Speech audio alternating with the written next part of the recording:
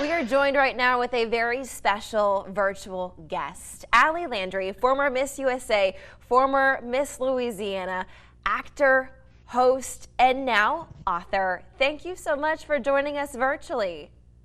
Thank you. Thank you so much for having me. I wish I could be there in the studio with you. It's just the schedule is a little busy these days. I know. I feel like you have to be everywhere all at once. And I want to talk, you're going to be at Embark, Fine Jewelry, and people can come meet you. You have a book that you're kind of promoting right now. Tell us about this event. It came out only a few days ago. I am so excited. I still can't believe that I'm an actual author. And I'm so grateful to Embark because, maybe about a year ago, I did a collaboration with them. I found that I was gifted one of their pieces from a friend of mine locally. I said, I have to meet these ladies. I loved their story so much and what they were trying to create. And now they have a beautiful brick and mortar store. So when I had the book coming out, I asked them, I would love to visit you guys. Let's do an event there.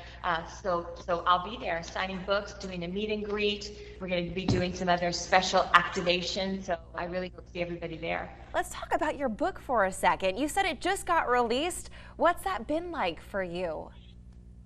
It's been a whirlwind. I'm really trying to be present in the moment and enjoy the process. It's a long journey to get here. And I think, we were just in New York, but I am so excited to be here, obviously, in my home state in Southwest Louisiana. I begged the publisher to please let me come home. They didn't understand. I have to go home to Louisiana. It's where it all began. So here I am. Yeah, and you're from Brobridge, and you're going to be back in Brobridge for another portion of your kind of whirlwind weekend. Tell us about that. I will be at the Tesh Center of the Arts on Sunday, a beautiful event. They're launching the Evangeline album, and so everyone in the town and surrounding towns can come by and say hello and sign books. I think it'll be a really nice event. And then I am also hosting my personal event. It's a Reshape Wellness experience because it's my passion.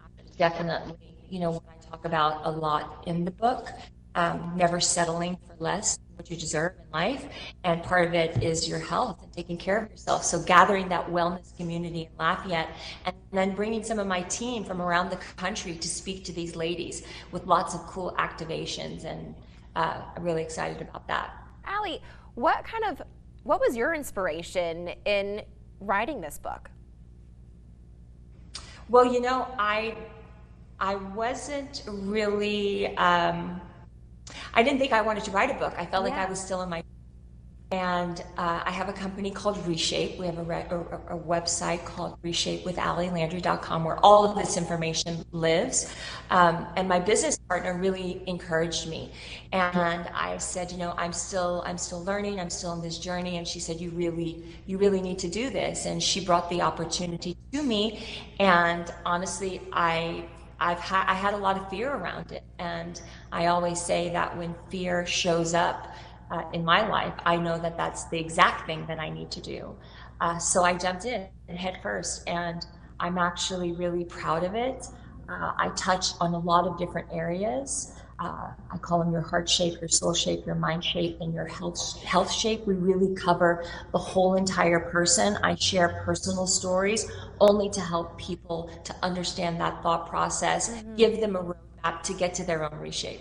When you kind of approached the book, you experienced a little bit of fear. And I feel like when any big change happens in someone's life, it's a little bit scary. So what did you lean on? What was your motivation to kind of jump over that fear? I love change. I embrace change. It's one of what I call, and we talk about it in the book, identifying our superpowers. That's one thing I do. I do like change. So it was more about the fear of, I consider myself a student of life. I'm still learning. I'm still growing as a person. And if I do something, I give it my absolute all. And I knew that also if I was going to do this, I needed to give all of me and really kind of crack myself open and expose absolutely everything. And I wasn't sure if I was ready to do it, because I know if I committed, it was like all or nothing. Yeah. So here we are. Well, it's so exciting that it's finally out. And I was reading a little bit in the book. You mentioned about breaking patterns that no longer serve you. How would you explain to people when's the right time to pivot? When do you know it's time to reshape yourself? I think the first thing is just an evaluation of your life. You know, you take stock of your life, and like today, I was speaking to women. I asked them to close their eyes and think of that one area of your life that's, again, that's not serving you, that doesn't, that you feel, where you feel you deserve more, whether it's your health or whether you need to forgive or whether it's just some pattern that you're in that you want to change and you just haven't stepped into that yet. So that's the first thing, I think, is awareness. And that's really what I tried to dig into in the book, to look at all these different areas and give prompts to sort of help the reader think about that and identify that for themselves. And then lay out a very practical approach, almost a roadmap to get them through to the other side of that reshape. Sounds like this book is going to help a lot of people out there. And Allie, I want to touch on this. It is Women's History Month, and in your book there was a quote that I saw. We as women are best when we are supporting others.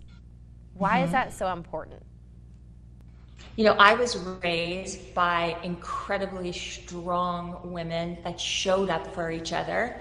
I have the most incredible group of friends. Some are here with me right now on this tour, helping me with just, you know, all of the details. I think, you know, and I think about all the women that came before us, like the shoulders that we stand on their shoulders today. I don't think there's any other way than to really support each other in this lifetime, go on this journey together, right? We're all experiencing the same thing. That's why I think in the book, mostly I encourage women to really, you know, strip themselves down, remove the masks, be honest and open and authentic so you can have a true connection with another human being, especially with women. What's a final thought that you want to leave to someone out there if they're kind of in this portion in life and they are feeling stuck, or another woman out there who's comparing herself and doesn't feel like she's good enough? What's a final thought that you want to leave our viewers today? I guess that's what part of the title is that don't settle because you are worth it. We have one life and tomorrow is not all promised, right? So go out and make it a masterpiece. Allie, thank you so much for your time and joining us virtually to share about your book and where you're going to be around Acadiana this week. Thank you so much for having me.